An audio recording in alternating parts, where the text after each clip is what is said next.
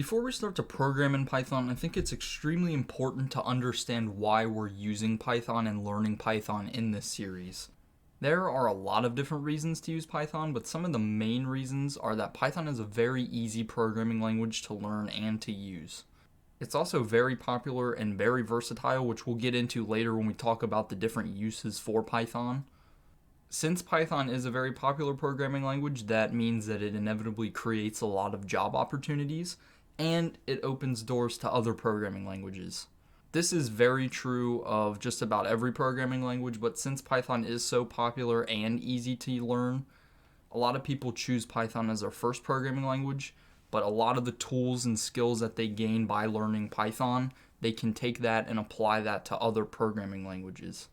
There's a wide variety of uses for Python, and it's important to note that the list that I've compiled today is extremely incomplete. There are dozens, if not hundreds, of different uses of Python, but I've tried to capture the most important uses. A big use of Python is that a lot of people will use it for automation and scripting.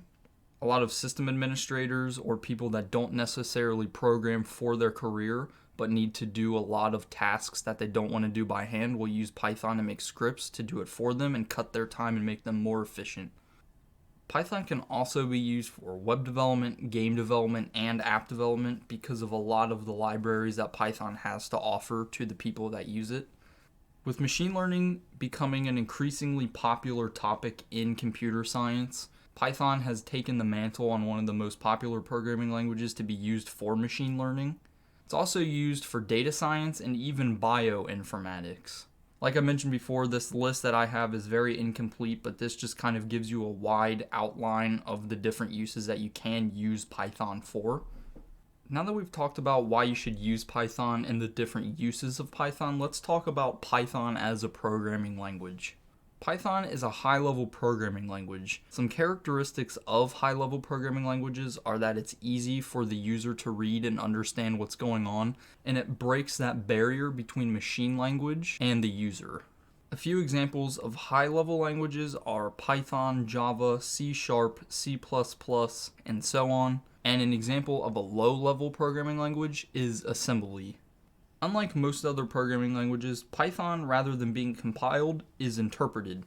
Compiled programming languages are executed by translating the source code into machine code, but Python, being that it is interpreted, has an intermediate step where the source code is translated into bytecode, and then the bytecode is interpreted into machine code.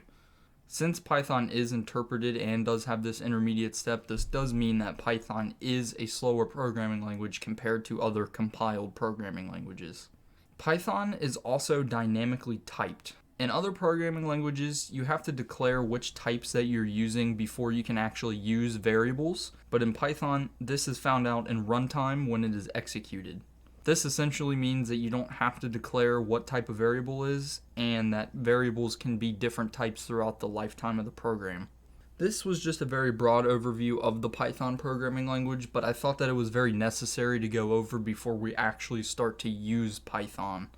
In the next episode of this series, we'll be installing Python and the necessary tools that we need to be able to program in Python, and we'll also execute our very first program.